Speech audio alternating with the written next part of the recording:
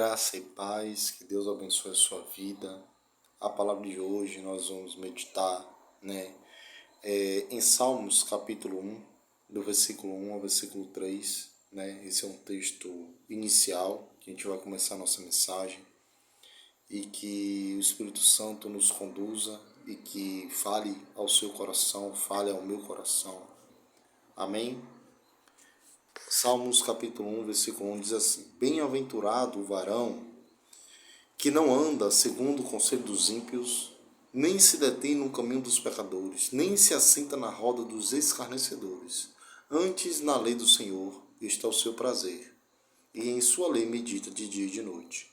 Pois será como uma árvore plantada junto a ribeiros de águas, que dá o seu fruto no seu tempo, cujas folhas não caem, e tudo quanto ele fizer prosperará. Amém? A mensagem ela começa dizendo: bem-aventurado, a pessoa de sucesso, a pessoa próspera. E quem é essa? Perdão, é o varão, é a pessoa, o homem ou a mulher que se coloca, numa posição onde as influências, onde o seu tempo de disponibilidade, os seus sentidos, eles não são disponibilizados para qualquer um. Ele começa assim: bendito aquele, o varão, que não anda segundo o conselho. O conselho vem de onde? A gente recebe no ouvir. Então, que não anda segundo o conselho. Então, a nossa audição, ela já começa a ter uma atenção para quem a gente vai conceder, que não anda segundo o conselho dos ímpios. Então você não pode ouvir com qualquer conselho, Ponto 1. Ponto 2, que não se detém no caminho. O ponto 1 foi o quê? Não ceder o ouvido. O ponto 2 é não estar caminhando, indo do mesmo caminho, as mesmas decisões, dos pecadores. E o ponto 3 é o que fala o quê? Que não se assenta na roda dos escarnecedores. Não ouvir, não caminhar e não se assentar. Assentar quer dizer aqui o quê? Ceder tempo, ceder disponibilidade. Você está ali sendo envolvido, você está ali concedendo, sua presença de uma forma em que você vai ser influenciado, E Deus, a palavra, em Salmos, ele já começa advertindo o que não fazer. Não ceder o ouvido, não caminhar e não se assentar com aquelas pessoas que são escarnecedoras, que são pecadores e que são ímpias, que vai contra a palavra de Deus. Então, se você quer um caminho puro, um caminho íntegro, se você quer um caminho justo, um caminho iluminado, você não vai andar no caminho dos escarnecedores, no caminho dos pecadores.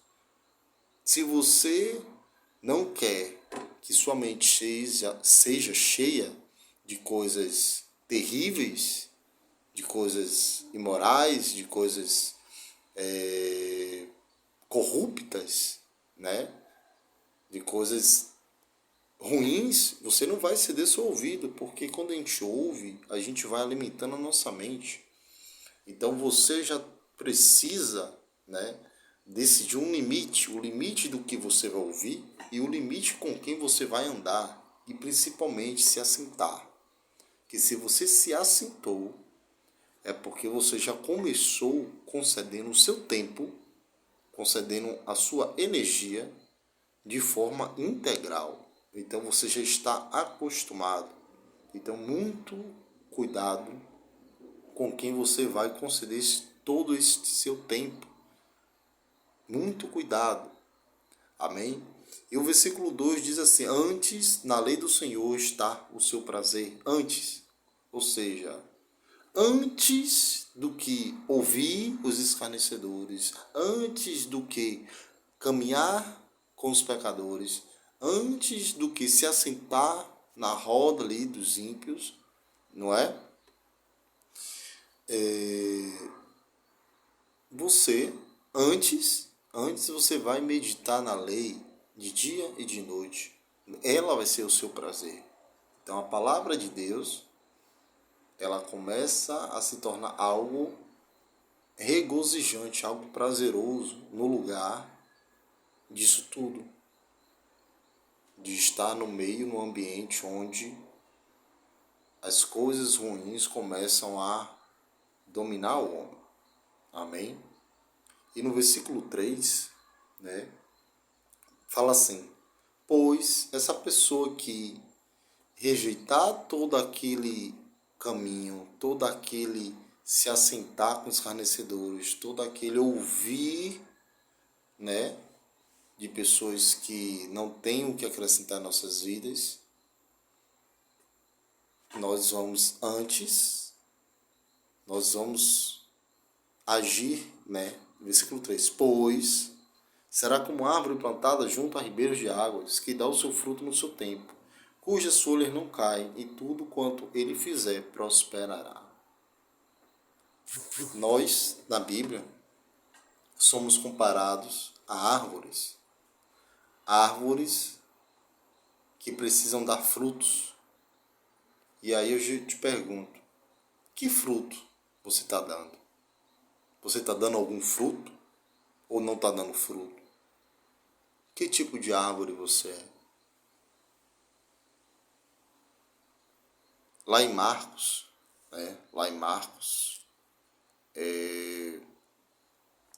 tem uma passagem onde Jesus, ele cura um cego, né? Ele passa ali e tal, dos olhos no cego, e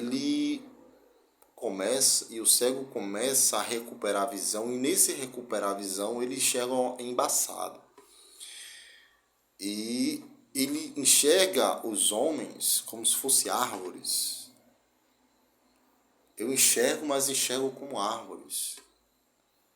E Jesus, depois, termina de fazer o milagre sobre a vida daquele homem, né? E ele começa a enxergar as pessoas de forma normal.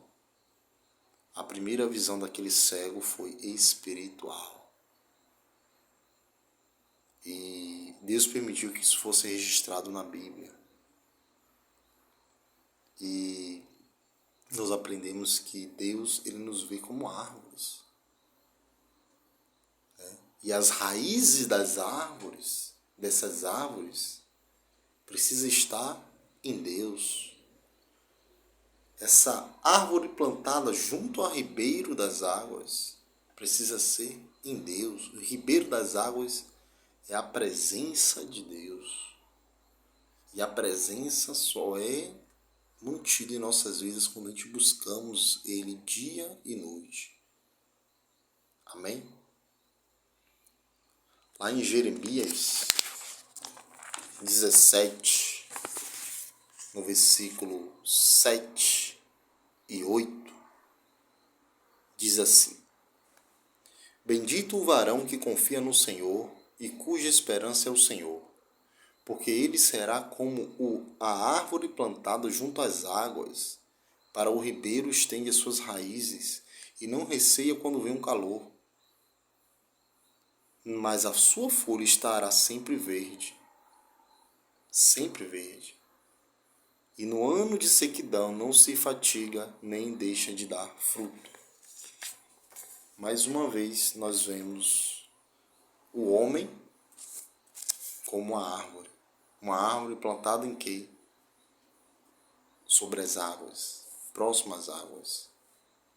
Mas essa árvore plantada junto às águas, aqui na palavra está dizendo que é o homem que confia em Deus, que deposita sua esperança em Deus. Porque se você for ver essa passagem de Jeremias, nesse capítulo 17, alguns versículos antes que eu acabei de ler, vai falar Maldito o homem que confia no homem, cuja esperança está na força do seu braço. O homem que confia no próprio homem, ou seja, na sua força do braço, ou em qualquer outra condição humana, acima de Deus, ele está pecando contra Deus, ele está indo contra a vontade de Deus. Porque Deus pede para que a gente o ame de todo o coração, de toda a nossa alma, de todo o nosso entendimento. É uma entrega completa, uma dependência. E quando a gente abre mão dessa dependência e começa a achar que a gente pode fazer todas as coisas sozinhos, no tempo que a gente quer, porque em todas as vezes aqui também falou que dá fruto ao seu tempo. Estações, verão, outono, inverno, primavera, tudo tem suas estações. E nós temos as nossas estações.